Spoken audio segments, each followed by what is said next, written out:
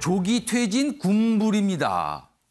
물러나라고요? 근데 빨리 물러나라는 거예요. 원래 다 안 끝났는데. 이런 얘기가 나옵니다. 국민의힘 상황 좀 짚어보겠는데요. 먼저 대선 주자 이 기상도 다시 한번 불러오죠. 여기 마지막 인물 한 명 있습니다.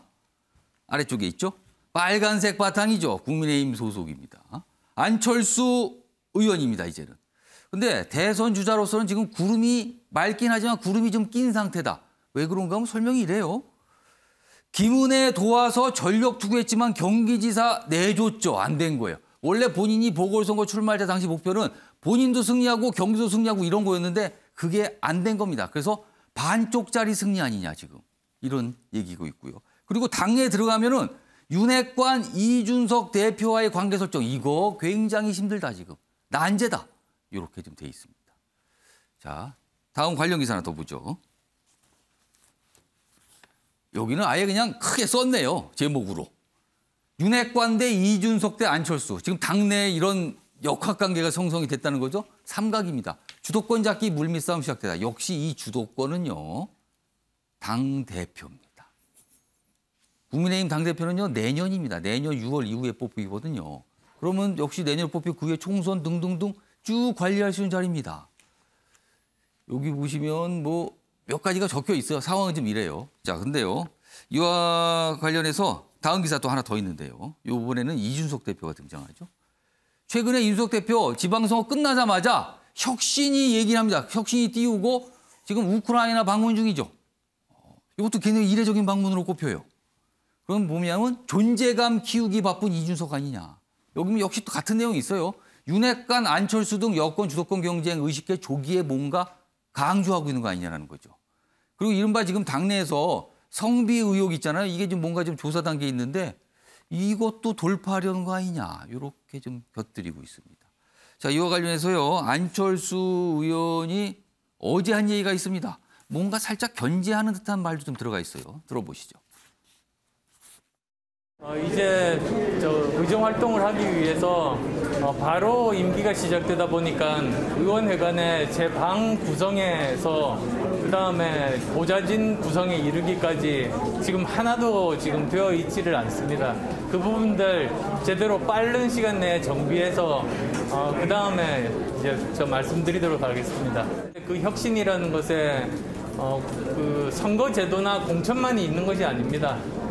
그것 이외에도 정책적인 부분이라든지 혁신이 필요한 굉장히 많은 부분들이 있습니다. 그래서 저는 그 부분들까지도 다 포괄하는 노력을 지금은 해야 된다. 이준석 대표가 최근에요. 혁신 이런 거 얘기 꺼내면서 내년에 있을 보궐선거, 재보궐선거 굉장히 중요하다. 자기는 그 생각뿐이다. 그러니까 선거에 이기는 거 이거에 나는 지금 몰두하고 있다. 그런데 안철수 의원은요. 혁신이 꼭 뭐 공천 선거만 있습니까? 바꾸는 거 중요하죠. 이렇게 또 곁들인 거예요. 자, 최영철 편집위원. 안철수 의원, 국민의힘, 윤핵관도 있고요. 이른바. 그리고 이준석 대표입니다. 있어요. 그 틈바구니에서 본인의 당내 세력을 만들 수 있을까? 이게 지금 관심사인 겁니다. 어떻게 전망하십니까? 그러니까 뭐 무조건 당의 주류가 돼야 되겠죠. 지금은 뭐 변방에서 들어온 분이기 때문에 예. 이제 굴러온 돌을 박힌 돌로 바꾸려면 그러면 당의 주류가 되려면 주류와 손을 잡아야 되겠죠. 주류는 역시 윤핵관들이겠죠. 대통령 쪽이군요. 결국에는. 그렇습니다. 결국 명분이 있지 않습니까? 나는 예. 공동정부 구성원이다. 그런 윤핵관과 손을 잡았을 때 절대 명분에서 밀리지 않는다는 그런 명분이 있는 것이고 그러나 이제 전략과 전술이 필요하겠죠. 어떻게 윤핵관들을 나의 동지와 그리고 나와 어깨동무를 할 수 있는 일로 만들 수 있을 것인가. 그것은 결국에는 이제 원내로 진입했으니 예. 윤석열 정부를 국회에서 뒷받침해주는 역할을 얼마만큼 대표성 있게 잘할 수 있느냐. 예. 그러니까 그렇게 된다면 윤 대통령 입장에서는 안철수 역시 공동정부답게 국회에서 잘하는구나. 싸움 딱 기질도 있구나. 이렇게 된다면 윤석열 대통령으로부터 먼저 인정을 받을 것이고 예. 그렇게 된다면 자동적으로 윤핵관들도 안철수 의원을 따르겠죠. 그런 뭐 수순을 밟아가지 않을까 싶습니다. 홍석준 의원님께서는 안철수 의원 지금 당내 여러 가지 세력대 틈바구니에 들어가서 뭔가 자기의 공간을 만들어야 되는 거예요. 이거 어떻게 전망하십니까? 어떻게 될 것 같습니까? 지금 이제 안철수 의원께서 이제 들어오셨고 예. 제가 알기로도 많은 이제 분들과 지금 접촉을 지금 하고 있는 걸로 지금 알고 예. 있습니다. 사실 이제 쉬운 건 아닙니다. 사실 이제 저희 당에 이제 들어온 지 얼마 되지도 이제 않은 상황에서 예. 나름대로 어떤 그 세력을 형성한다 이런 것은 절대 뭐 쉬운 것은 아닌 것 같고 그러나 또한 안철수 전 대표 의원의 어떤 영향력 또 어떤 특장점이 분명히 있는 분이기 때문에 어떤 본인의 그런 특장점을 통해서 예. 국민의 어떤 지지를 어떻게 이끌어낼 거냐 그리고 윤석열 어떤 대통령을 도와서 공동정부의 지분이 있는 분으로서 예. 어떤 윤석열 정부의 성공을 위해서 역할을 할 거냐 이런 것들을 이제 당 내외에 이제 보여준다면은 어떤 안철수라는 정치인의 어떤 존재가 이제 좀 더 예. 강력하게 이제 부각이 될 거다. 어. 그런 어떤 면에서 앞으로의 어떤 움직임이 예. 사실은 당내에서도 굉장히 좀 주목하고 있는 그런 상황입니다. 그러니까 최영철 편집위원, 홍석주 의원 두 분 말씀을 섞어 보면은요. 그러니까 윤석열 대통령을 국회에서 얼마나 잘 도와주는가, 그 성과를 만드는가. 일단 이게 하나 중요하고요. 그리고 대선 주자급 인물로서의 안철수, 국민들의 신망을 얼마나 많이 받는가. 이거 역시 중요하다. 이 두 가지가 된다면 위상이 강력해질 거다. 뭐 이렇게 좀 보이네요, 지금. 근데 둘 다 굉장히 어려운 과제, 굉장히 어려운 과제다. 이런 겁니다. 다음은요, 이준석 대표에 좀 집중하는 기사가 있습니다. 보시죠. 다음 한국일보 기사 보겠습니다. 대선, 지선 다 이겼는데 그렇습니다. 이준석 대표 당대표로서 다 승리를 이끄는 거죠. 그런데 이준석 조기 퇴진 군불 때는 여당 이런 얘기가 나옵니다. 지금요. 그런 와중에 24일에 성상납 의혹과 관련 윤리위 논의가 있습니다.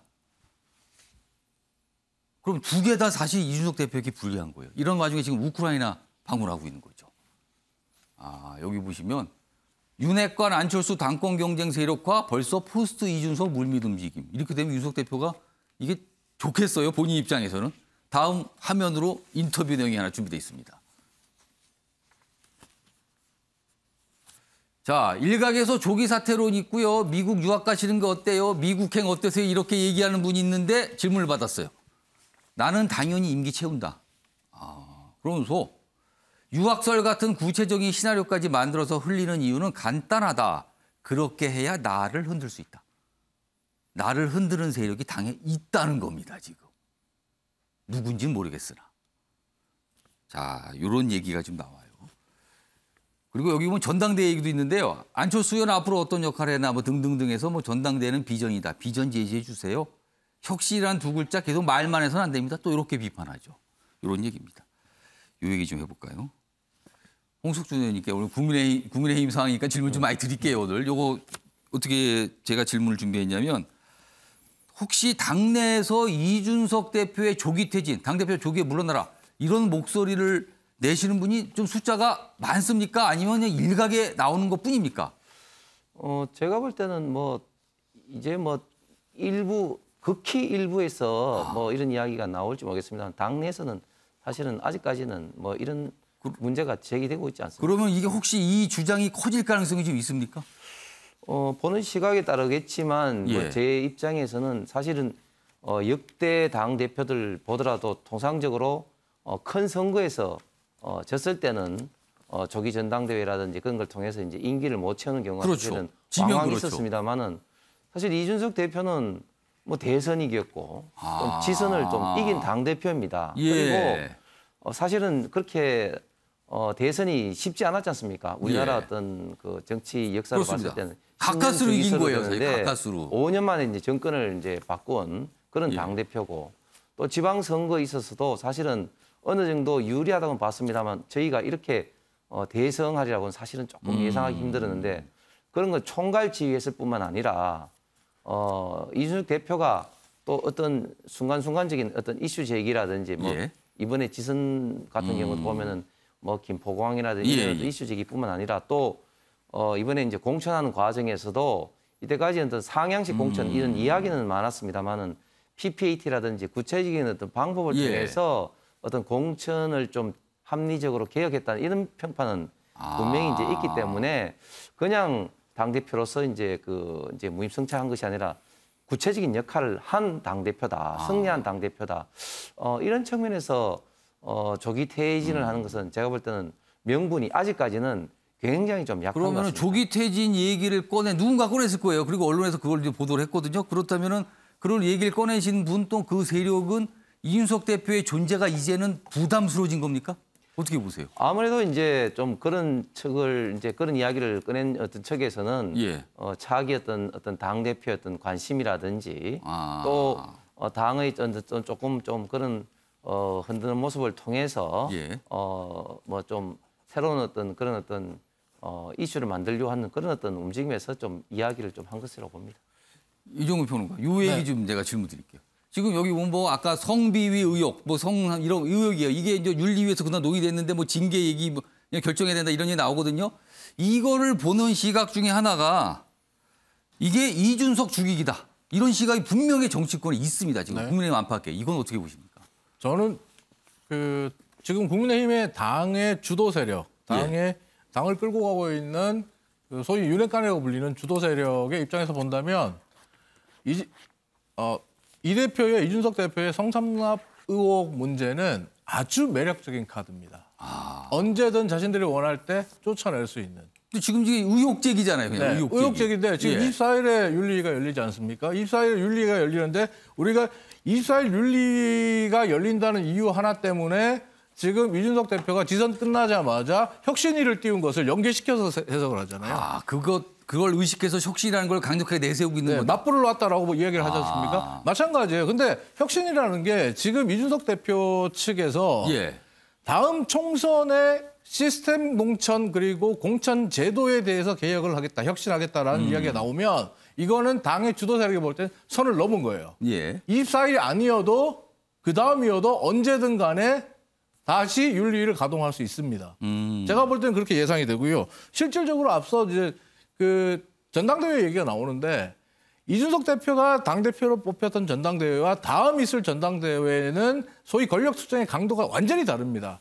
국회에서 정당에서 총선 공천권을 질 수 있는 전당대회는 그 예. 어떤 전당대회보다 권력 투쟁이 높아요. 예. 그런 의미에서 본다면 저 좋은 카드를 당의 주도 세력이 내놓겠습니까? 이전 그럼 그 당의 주도 세력은 누구인가? 이게 또 이제 여러 가지 시선이 있는 거예요, 지금요. 이 다음 내용 아까 저 이준석 대표님 그 화면까지 좀 봤는데요. 요거 최영철 표지위원께 그리고 요거는 신경민 의원께 두 분께 제가 한 1분 정도 시간 드리니까 딱 의견을 바로 말씀해 주세요. 대선 지방선거 다 이기는 역할을 한 당대표입니다. 그런데 이제 이걸로써의 이준석 대표의 역할은 끝났다. 이게 윤핵관들의 생각일까요? 어떻게 보십니까? 그렇습니다. 뭐 지금 뭐 어떻게 보면 좀 안타깝고 본인으로서는 억울할 수도 있지만 지난 겨울 동안 날로 열심히 떼서 많은 당원들 대표줬는데 이제 여름 됐다고 덥다고 날로 치워버리는. 아, 날로 필요 없다 이제. 그렇습니다. 뭐 그거하고 똑같겠죠. 왜냐하면 이제 선거가 1년 6개월 이상 동안 선거가 없기 때문에 이제부터는 선거 국면이 없습니다. 그렇기 때문에 원외 당대표로서는 할 일이 굉장히 없다는 것이죠. 원해다. 그렇습니다. 그렇기 때문에 이제부터는 선거 국면이 아니라 국정 국면으로 갑니다. 청와대 그러니까 대통령실이 국정의 주도권을 잡고 그렇죠. 그리고 국회가 도와주는 이렇게 한다면 우리나라 사실 대통령제의 모습을 띠고 있지만 의원 내각제에 가까운 국정 행태를 하거든요. 예. 그렇기 때문에 국회가 굉장히 중요한데 윤 대통령과 그 측근 주변에서는 국회를 잘 이끌어줄 당이 중요하죠. 당의 힘을 조금 우리 측에 가까운 사람들이 잡아줬으면 하는 것이 바람일 그럼 텐데. 이준석 대표는 우리 측에 가까운 사람이 아니다. 이게 되는 겁니까? 그렇게 볼 수밖에 없죠. 왜냐하면 지난 대선 경선 때도 그랬고 그러한 앙금이 아직도 남아있다고 볼 수밖에 없기 때문에 그렇게 생각은 갖고 있죠. 하지만 심정적으로 그렇게 하지만 물리적으로 강하게 쳐내려는 생각을 하지 않을 것이다. 어차피 놔둬도 식물에 가까운 당대표가 될 텐데 어쨌든 무리는 하지 않을 것이다. 이렇게 볼 수밖에 없을 겁니다. 신경민 전 의원께서는 이른바 이제 윤핵관이라고 꼽히시는 분들의 생각은 뭡니까? 이제는 이 대표의 역할 다 끝난 거다 이렇게 보는 걸까요? 당내 윤핵관들의 생각이 여의도의 정가에 흘러다니는 걸 보면은요, 제일 두드러지는 건 지난 대선 기간 중에 가출을 2번이나 이 대표가 하면서 예. 그때 너무너무 힘들었다라는 기억을 지금도 뚜렷하게 하고 있고 가출하는 바람에 그거를 수습해야 되는 윤핵관들이 힘들었다. 그때 윤석열 당선인이 위기에 봉착했고 예. 자칫하면 떨어질 뻔했다라고 보고 그 섭섭함이 지금도 굉장히 팽배해 있는 거죠. 그리고 이준석 대표는 사실은 혼자 경선에 나와서 대표로 당선이 됐고 그 이후 인기도 혼자 유지를 하거든요. 예. 그리고 지금 이준석 대표가 당 대표가 된 이후에 당내 지지 기반을 확보하는데 사실은 실패했습니다. 당 외에서는 인기가 있는데 그리고 일반 당원한테는 인기가 있는데 가령 의원들이랄지 당내 그 핵심적인 사람들한테는 별로 큰 인기를 얻지를 못해서 지지 기반이 허약하거든요. 그런 점에서 봤을 때는 언제든지 또 이준석 대표는 튕겨져 나갈 수 있는 소지가 있다고 보고 있는 게 윤핵관들의 생각이고 그에 기반해서 지금 이런 기사들이 나오고 이런 얘기들이 돌아다니고 예. 이준석 대표가 얼마나 갈 수 있겠느냐라고 자꾸 회의적인 얘기들이 돌아다니는 겁니다. 그러니까 이게 선거를 뭐 굳이 전쟁에 비하면 전쟁이 끝났어요. 이긴 쪽과 진 쪽이 있는데 각각 이긴 쪽에서는 그 공에 대한 분배 문제. 진 쪽에서는 과가 누구에게 있는가 이거에 대한 싸움. 이렇게 지금 나 가고 있는 거네요. 지금요. 가만히 보면.